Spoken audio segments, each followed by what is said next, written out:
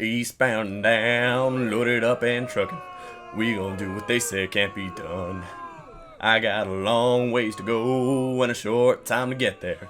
Jump eastbound, just watch old Bandit run. Somebody should make an album for all the different times I've sang badly on this channel. So, coming off the extremely controversial video I made a few days ago, by the way, my most viewed videos of all time, also the most amount of dislikes, I decided, let's ease up on the politics and talk about some movies. So, welcome back to the Makes No Sense series, a series where I tear apart movies and, you know, basically ruin the fun for everyone. Before we begin, I have a little disclaimer for you guys. I love these movies. When I pick them apart, that's kind of like a weird sort of act of love for me. The point is, me pointing out all the physics and stuff is not meant to be taken seriously. So, for you fanboys in the movies, know that I'm a fanboy too. So, let's move on. Remember to like, comment, subscribe, all that jazz. If you want to talk to me personally, see my Instagram right here. I also have a Discord link put in the description below, so if you want to check that out, go ahead. So yeah, without further ado, let's get to it. Roll the intro.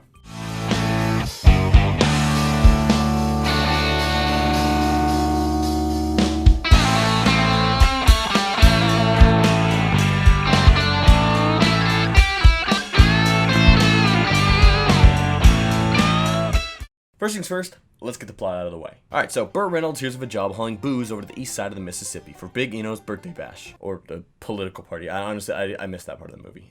Problem is, selling booze without a license near the Mississippi is illegal. So Burt Reynolds and his buddy Cletus joined forces and decided to risk it all for 80,000 big ones. Cletus would drive the shipment while Burt would drive the Trans Am, beautiful as it is iconic. Take off, but before long they run into Sally Fields, a woman running away from her wedding. Burt sees her and thinks, dang, that's a fine piece of it. Unfortunately, the son and his dad come looking for her. When they learn where Reynolds went, they chase him for the whole trip and hijinks ensue. At the end of the movie, they drop off the beer, switch cars, taunt the cop, and risk it all again for a double or nothing deal. Yeah! That ain't the most southern story y'all ever heard, and y'all can eat my shorts. I am so sorry to any of my viewers in the South. That was bad. So you guys aren't gonna believe me with this. The funniest thing in the movie is how realistic a lot of the stunts are. Like I know there's a couple stunts here and there that are you look at them and you're like, no, absolutely not. But most of them are very possible and almost a stock Trans Am. Minimum modding if necessary. Basically, it's all dependent on whether you're a good driver or not. So, as a result, this video is going to be very, very nitpicky about small things. Because, let's face it, I need to pump out some longer content. Let's do it. So, by far, one of the biggest problems with this movie, for me anyways, is whenever they're talking in the cars. Cletus? Talk to me, my boy. God damn it, son, we gave it our best shot. I don't like us any more than you do, but we ain't gonna make it, son. Alright, so Bo is talking to Cletus in his walkie-talkie. His windows are open, the sun is shining down on his face, all while he's driving over 100 miles an hour. I'm gonna let y'all in on a little secret. Old cars, even if they were brand new, everything rattles in them. And I mean everything. Here, just listen to my car idle. You can hear everything that rattles in my car. Listen here.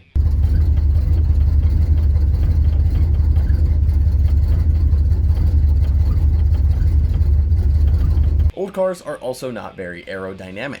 When you're driving against the wind at over 100 miles an hour, it's just rushing wind. You know, it's ridiculously loud, and you can barely hold a conversation with someone else in the car, let alone someone over a radio where the quality is already butchered. It won't be super clear like how they're having it. It'll sound a lot more like this instead.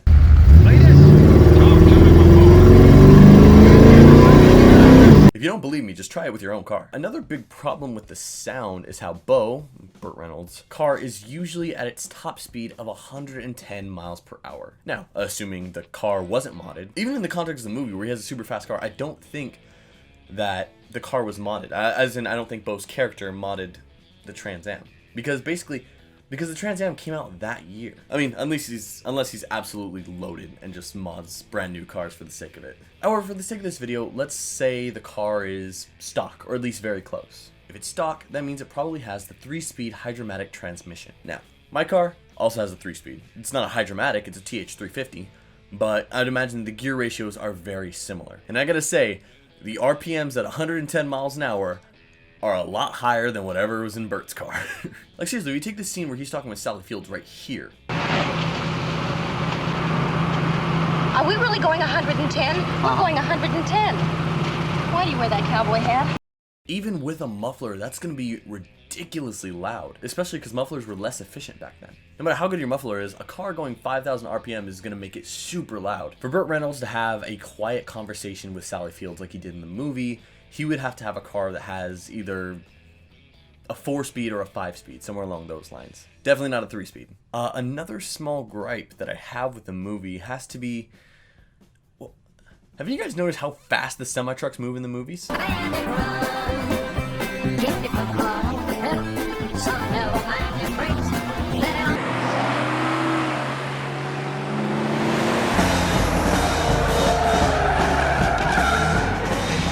Like, seriously, this thing is coming around at like at least 60 miles an hour. That thing is booking it. Have any of you guys even like driven a semi-truck? I've had the privilege of at least driving one a tiny bit when I was learning stuff in my grandpa's paint shop. Those things, you simultaneously feel invincible but super vulnerable at the same time. Like, if you crash, you feel like you're gonna be fine because it's such a big truck, but then again, you feel like you're more easy to crash because your weight's flipping all over the place. And maybe it's because I was a new semi-truck driver. Maybe it was that, but I don't think that I would be able to reliably whip a semi-truck around at that speed. It just, you'd have to be a really good driver to do that. Because you always feel like you're just that close to tipping over, at least when you're new. Obviously, a trucker being at Cletus's level would probably have a better feel for his truck, but I'm not sure if you could ever reliably get a semi-truck moving that fast around a corner. This movie also has very inconsistent damage, which, you know, all old movies have that, pretty much. Take this scene at the bridge. See? I didn't wreck it, Sheriff. Now, in one of the cuts there, you can see that the front hood of their car is completely bent backwards. But in just a few shots later, that hood is almost magically fixed.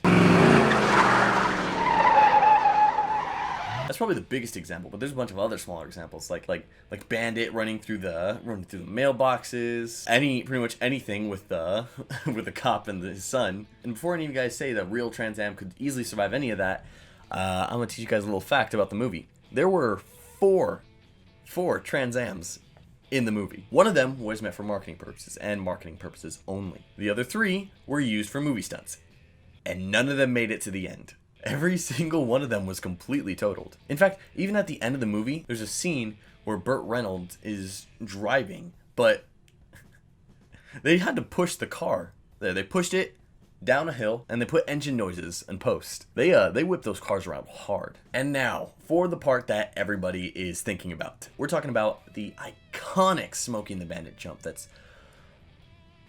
oh, it's so cool.